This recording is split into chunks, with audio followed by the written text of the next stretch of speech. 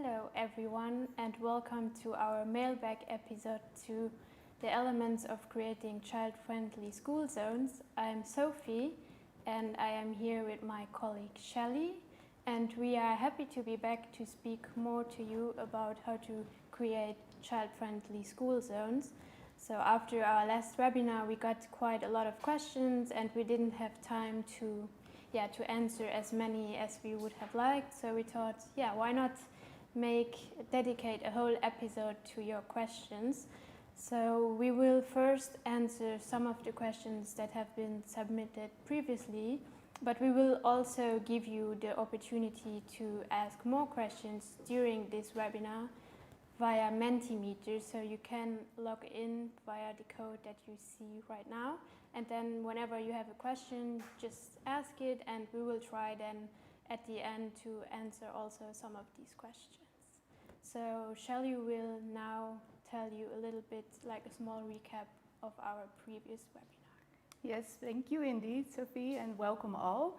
As we said, we did one webinar just before the summer, and I will give you a brief recap, although if you haven't seen it, no worries at all, because it's not needed to have this information, but just to let you know what we talked about.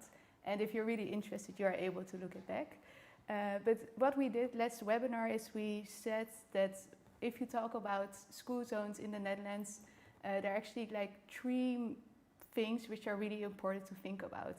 And although we know always when you work in public areas, or like it's more complex than just three things, but we said you at least need to think about engineering, the side of engineering, the side of education and engagement.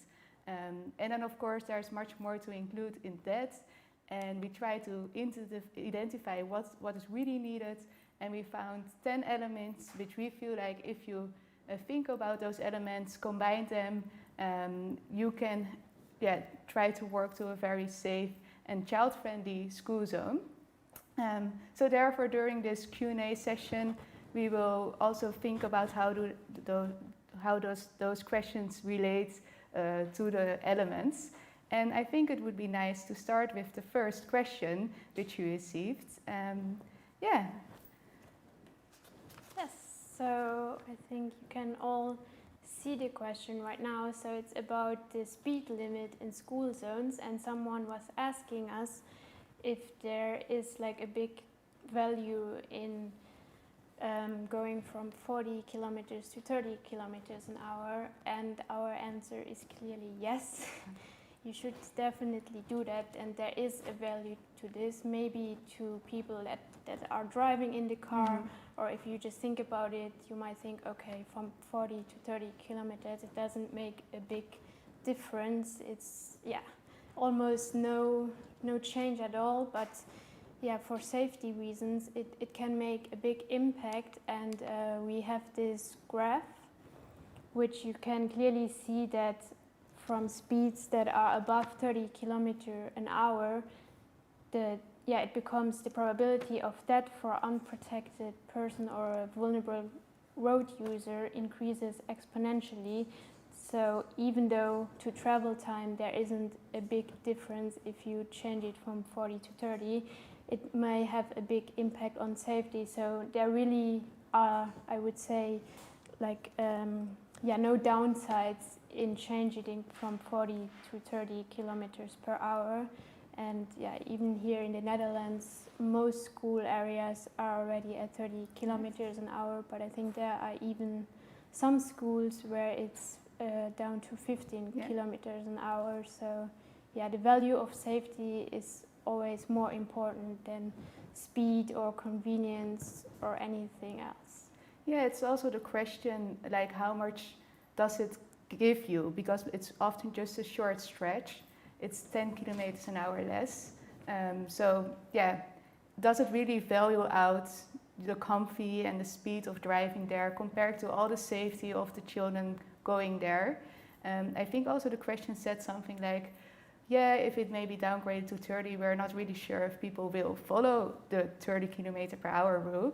And of course, you never know if people really follow that rule, but most of the time people should. And I think there's a big difference between in just making a sign saying that the speed is different, or also really redesigning the street. And I think if you redesign the street in such a way, people should be forced to lower their speeds. So I think it's really important to think about how you're going to introduce it, and if you're going to put a sign and saying it's 30 kilometers per hour, probably then people will not follow it. So I think that was an interesting part of the question as well. And then maybe to add, it's also interesting to think about, it's again comparing safety of your children to having a fast route. And I think you can have a nice discussion with people which are involved around, which are surrounding the school zone. And I think most of the people will be fine with a lower speeds. So I think due to safety issues, we would say you should lower the speeds. And of course, maybe there are still some other questions, and feel free to ask them. I think we can go for the second question. The second question is also an interesting question because it was about how do you work with the situation when within your city raised intersections with speed bumps, for example, aren't allowed because emerging vehicles need to drive there. And of course it can be a burden, especially raised intersections or speed bumps for larger vehicles which need to travel quite fast because they need to be on a certain point for valuable reasons. I think that was also a very interesting question, and of course all the different countries in the world have different regulations for emerging vehicles. So really depends on which country you're from, what are the rules. But I think in general, in every country, the emerging vehicles need to be there as fast as possible. And then I think it's two-sided. First of all, it's about having the emerging vehicle as fast there at a certain point you need to be. There's often a range of how fast a vehicle needs to be somewhere. So for example, in the Netherlands, within urban areas, they need to reach a primary school within 8 minutes. That's for firefighters, for example. So in this case, that speed bump or that intersection will have the result that their route towards this point is longer than 8 minutes, then it's probably not advisable to do that because then they can't make their time, and that's important. But I think, and we also experienced that ourselves in our work, once you discuss with the with the people who drive those trucks and emerging vehicles, they can estimate and feel like if that speed bump or that raised intersection will slow them down too much and it will cost them more than those 8 minutes, or that they still can make it in time. Because often in urban areas they can't drive as fast as they want. Although in the Netherlands, for example, they are allowed to drive faster than like 20 kilometers an hour than the speed limit which is present. The experience I have so far, that often they don't reach like 80 or so, although they are allowed maybe to do so if it's a 60-kilometer road. So in the circumstances that the road is maybe 30 or depending on which speed there is present, it's a question how hard or how fast they will already drive. And if that speed bump or that intersection will really make a difference in their routes. This might get a little bit too detailed, but I think the point of what I was trying to say is that it's really important to talk with the people that know their routes, they know where they need to go, they know all the regulations, and if it's really a thing for them, if they will really be slower by making this change. And if so, of course, then it will be a situation where you need to adapt to. But from my experiences so far, I think if you have a conversation and they are very, they are open and serious about it and they understand where we are talking about, then I think if they make it in the time they need to do it, you can have a very good conversation. And secondly, it's also a question about, do you value like, you could think about if the school zone itself is safer due to new measurements which make sure that traffic is calmed, maybe then there are less cases that emergency vehicles are needed, because if our streets become safer, then maybe it's worth doing it in the long run. So I think it's really thinking about society and see what is the best point to do. I can imagine if your city really doesn't allow it, it will be a complex topic to talk about. And yeah, that's, I think, my experiences so far. So I hope it gives you some idea how to deal with it. Yeah? Yeah, very interesting also, this topic. And yeah, like you already said, it probably also depends from country to country what the rules are and what is allowed and what isn't. But yeah, I think you covered it already pretty good. So maybe we can move on to the next question. That one was actually a bit a longer one, and I think the person just talked a bit about the background that they are currently planning for some cycle paths along a street around the school, and then they have to get rid of some parking, and obviously that generates a lot of discussion, but also some concerns from the parents that drive their kids to school, because now they can't park there anymore. And I think he just wanted a bit of advice on how to maybe tackle this situation.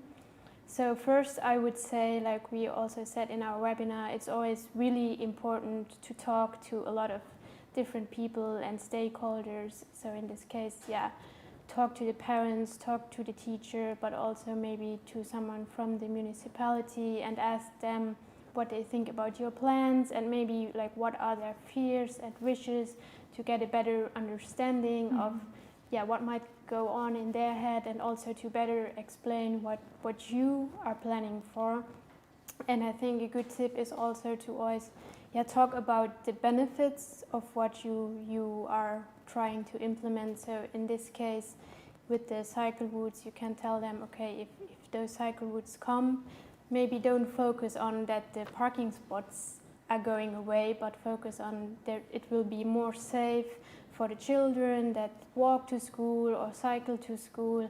And as we said before, especially with parents, I think they all have values, and safety for their children is probably somewhere at the top. So you can't really argue with safety when it comes to children, I would say. So explain to them how this can make the school area safer if there are no more parking spots. And then of course you can always, I think that was also part of the question, that there is the option to maybe implement like a kiss and ride zone that is a little bit further away from the school, which I mean, if you have the possibility to do that, that can be a great way for the people that really need their parking spots to have some kind of a compromise between both sides. And I think that's also good then the kids that, I mean, if the parents really have to go by car, at least the kids can have those last few 100 meters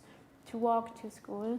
And if then again they mention safety issues, I think you could also pair this with a walking bus, could be a good idea here. So you just put like a walking bus stop at the kiss and ride zone to make sure that all the kids can walk to school safely. And I mean, you could try it as a pilot. I think pilots are always good to try something out, and that then the people can see, even if they might be skeptical, that something actually works. And then it's not, they still can experience it a little bit before it's really the thing, and they might change their opinion. So I think that could also work well in this case.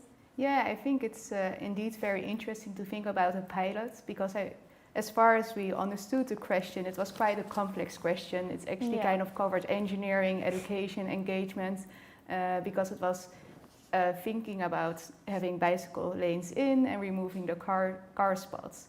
I think removing parking places for cars, it will always be a thing. So it's definitely important, as you said, to collaborate. And how you're going to redesign the streets, that also really depends if people will be enthusiastic about it, or like if they get a feeling for it. But also how you're going to redesign a spot where parking will be permitted. Because if you're going to rid out of some car parking, you will probably need to have a dedicated place to provide space for cars, because still there will be some people that want to use it. Yeah. So indeed, I think the designing phase of where you do have place for those cars, and although people might need to walk a bit, then maybe there the education comes in, and to think about how can you make sure the whole process of redesigning the streets, having people involved, and getting people used to this new design is kind of a smooth way. I think it's a very interesting case, and I can imagine that it's not very easy, and it maybe also depends on how much budget you have or all other things which are already going on in the area. But I think if you make a good plan and think about it step for step, I'm sure it can be a very positive solution. Although maybe some parents, with their first reaction is if car parking is taken out, their first reaction is often a little bit like, we are not so fond on that, but it really depends on, I think, how you frame it. And that's as I said, I think having a pilot in gives you also the chance to try it out for the parents, but also for the school and for yourself, and you can also learn from it. Like, okay, maybe you had a designated place for kids around in mind, but apparently that spot wasn't the place to be. So I think a pilot also helps to understand, and also for yourself, but for all those involved. Yeah. So another question, it was one about education, and it was really focusing on how can you involve parents within traffic education. And it really made me think about, like, I think it's a broad question in the sense of you can also think about how can you involve parents with education at all. I think there are some parents which are more involved in what their children do in schools compared to other parents. So I think it's also really thinking about the perspective. It's really depending on, I think, a local situation, so how the links already are with the parents and between the school. So I think it's a difficult question to really answer with one, this is how you should do it, because I think it's really a combination, depends on the parents, depends on the children, depends on the situation of the school. But I definitely believe in the involvement of parents. So I also started thinking by myself, like, what are my experiences so far? And I think there are different ways, like sometimes you have projects where parents volunteer around the school with safety, like road crossovers, how you call it, to make sure it's all safe for people to cross the roads. I think in that way you can really have parents involved. Another way which I really like is having like games. Sometimes it's an app or like a physical board game, which is linked to learning about traffic. And I think in that way you as a parent and as a child, you can also learn about rules and some educational, have an educational game, so it's still fun. So I think that are small steps to do, and of course there are major things you can do, as like having a whole working group and like cooperate, like more parents, and really, so yeah, it really depends on the situation, and I think it's therefore is a difficult question to answer. Well, it's still very, very important, of course. Yeah. Yes. I think, as you already said, it's kind of hard to come up with the answer to this question, but I think it's always important to talk to the parents, and because I think maybe a lot of parents also don't really think about traffic education. Mm-hmm. Mm-hmm. So sometimes it just needs that there is like this one starting point, and that you mention it, for example, if you're a teacher, or if you're from the municipality, just I don't know, if you have like a newsletter and you could make it a team, so that you could spark some interest in it, because I think not everyone has this specific topic on their mind, and then you can always give them different kind of I'm not sure how to say it, but some parents want to be involved, while others maybe don't want to. So I think it's always important to maybe give them some options. Mm-hmm. Like you said, you could be like a task force that is very involved, but you can also offer some smaller things for the parents that are interested but don't want to get too involved. So, I mean, not everyone functions in the same way, so it's always good to have some options. Yeah. definitely. Yeah, provide a toolbox or like ideas. Exactly. Yeah. I think we can go then to the Yeah, next yeah, question, yeah. which was how to implement park and stride areas. And I think before you do that, the first step obviously is always to ask yourself, is it really necessary? Is this the best thing to do?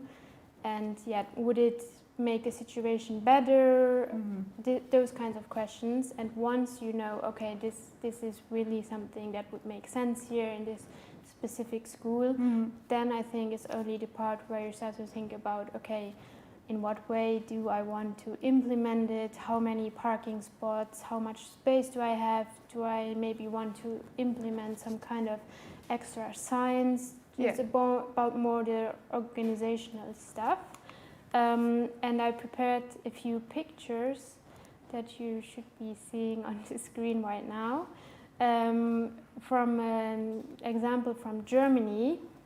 And there you can see that they have those specific kiss and ride spots, and they decided on, in this case, blue, so it's really visible, that it's some kind of extra spot and it stands out, and they also even have their own sign so that it's also easy to find it, and maybe not everyone heard about it, so at least you see it. And that will already bring me to my next point. So after you have all the, you know how you want to organize it, I think it's also really important to communicate it well, because people might not, if they suddenly just show up those spots, they might not know what it is and that they can use this. So I think it's also important to, in advance, talk to people about it and say, okay, we are thinking about doing this, and maybe also ask if parents would be interested in this at all, because they might not be. So I think it's also important to share that this exists, and so people know what it is and how to use them. Yeah, and I totally agree with you. And from a design perspective, I think it's also important to realize that if there's one spot where you can kind of going to direct most of the cars to, the route towards that area, or also you need to make sure that that route is able to have all those numbers of car trips there, and that it's just like designed in such a way that there's enough space, and that the street, for example, isn't too small, so cars should be able to move around in a safe way as well. So I think you also need to think about your traffic circulation if you're going to direct certain cars to a certain spot. I think another question which we received is about also some examples, talking about, because the question was, are there certain cities which show like great examples of very safe school zones? That was the question, and that's why we thought also it's nice to show some examples. But we also realized, for us it feels like there's not one city that does it all great. It's probably really a couple of places which are really nice, but it depends on the school area itself, and it's not just one city that does it great. And then I also started thinking, so for me it's not only one city, but depending on the school. But for me also thinking now with the current times that schools are opening up after the summer, I saw some good news or some good developments from different places. For example, I think the United Kingdom and Ireland are really going ahead with implementing school streets, among others due to COVID-19, so that there's enough space for everyone to get around. So I think that's our good examples to look at nowadays. Also in the Netherlands, in The Hague, they started with school streets.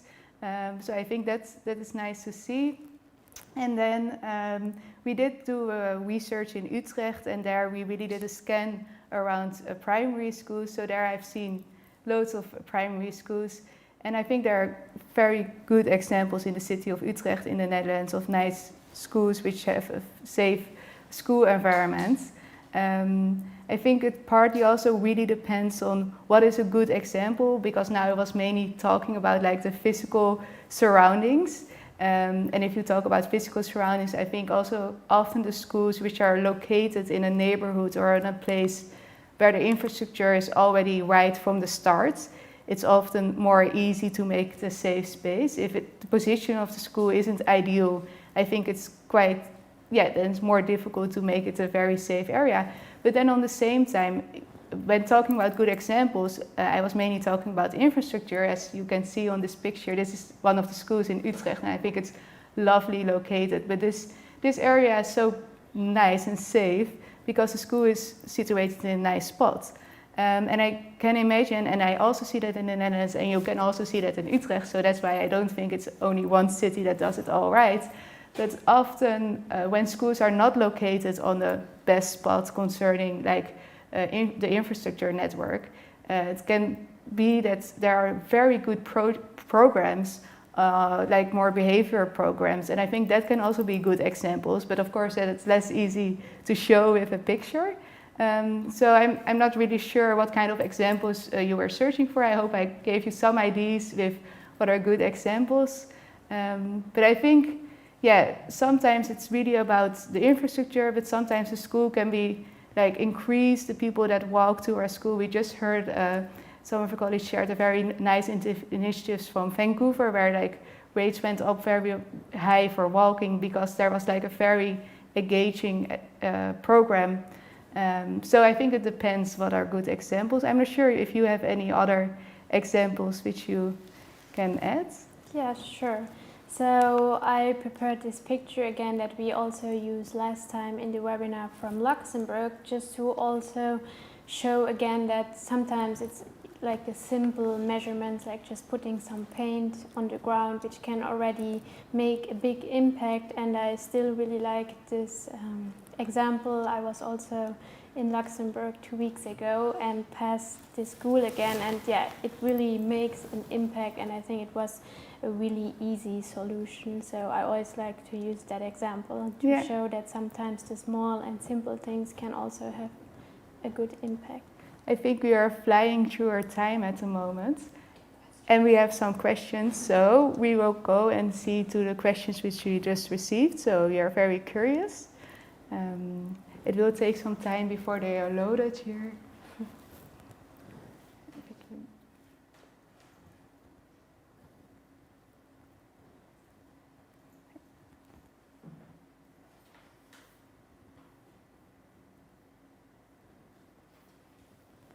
So the question is, are you not moving the problem elsewhere with a kiss or right place? Yes, thank you. Yes and no is my first reaction. I think I'm happy to have this question because I definitely understand it. I think the benefits of moving the cars directly from the street in front of the school gives space for people that want to walk or cycle towards school. So of course maybe the first yes is partly you remove the problem, but at the same time you open space. So there's more space in front of the school, which really shows you're inviting people to go to school in an active way. So I think it's really an indication, it's really inviting, but at the same time you still accommodate that parking, and I think that's important. But somehow you also want to show that it's you prefer people traveling to school in a different way. Personally, yes, I think it's both-sided. I think if you really want to be progressive and maybe a bit more idealistic, I think it's not a nice phenomenon at all that people drive their children to school and drop them off and continue their route as fast as possible in my imagination then. But I often, I feel like people sometimes need to do it, they feel because they need to continue their route somewhere else. But I don't think it's a good development, so it's also kind of balancing out between you do want to accommodate it and you want to invite other ways of traveling a bit more. And I think it's realistic that people do drive their children to school nowadays. So that's why I think you need to accommodate it. And I think it's really important where you have that kiss and ride or where you have the park and stride. And as I said, the roads and the area needs to be designed in such a way that it can handle the increased number of cars, because during pickup and drop-off times, there will be cars at that spot. So indeed, it will be good to think about it. Yeah. We have another question. Is it necessary for schools to provide cycling parking inside a school? Okay, I'm not sure if you have an answer for that one. I guess it is not necessary to provide parking inside the school area. If I think about it from my the experience here in the Netherlands, is that often outside the school itself, there's parking for bikes, and that's mainly for the parents that bring or come back to pick up their children. So it really depends on what's the situation already outside the school itself. But then, and I'm not sure what the strict regulations are on this, but often children, their bikes and the bikes of the teachers that are accommodated on the area of the school itself. I would definitely say it's more inviting to have space for park bikes. But it also depends on if there's already loads of place outside the school, then that's probably also fine. Sorry? What about high school kids? It was about high school kids? Sorry, no. Yeah, so we were mainly talking about primary children at the moment. But for high school children, there are so many nice pictures and movies that shows the school rush going to high school children going to school here in the Netherlands. Yeah, and that needs to be accommodated actually at the school area, because there are so many children and so many bikes, it's really hard to accommodate it elsewhere. And I think in the Netherlands generally at secondary schools it's pretty good arranged. Sometimes you have a person that takes care of the parked bikes at schools, because there are so many of them. And it definitely helps. It definitely helps if there are good facilities at a school to cycle to school. If we are talking high school, I think you could think about it in two ways. Mm-hmm. On the one hand, I can imagine that maybe there are some teenagers that can only come to school by car if they live far away and there's no bus. Mm-hmm. Then if that is their only way, and then I guess it's also nice to have those parking spots in the school ground area. Yeah. But then on the other hand, if you don't want to specifically promote everyone coming by car, you might make it like if there is no parking provided, a few people might think, okay, then I'd rather take the bus because I don't want to spend an hour each morning to look for parking spots. So I think it's a bit twofolded, but yeah. Yeah, and there's of course a difference between car parking and bicycle parking and how you can accommodate that.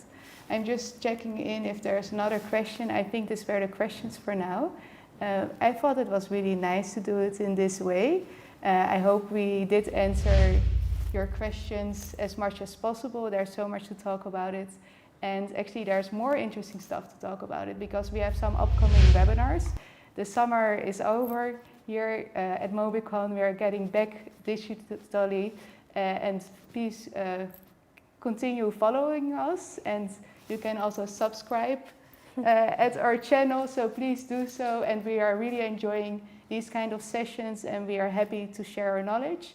Thank you very much for watching and submitting the questions, and I think that's it for now. Yeah. So thank you.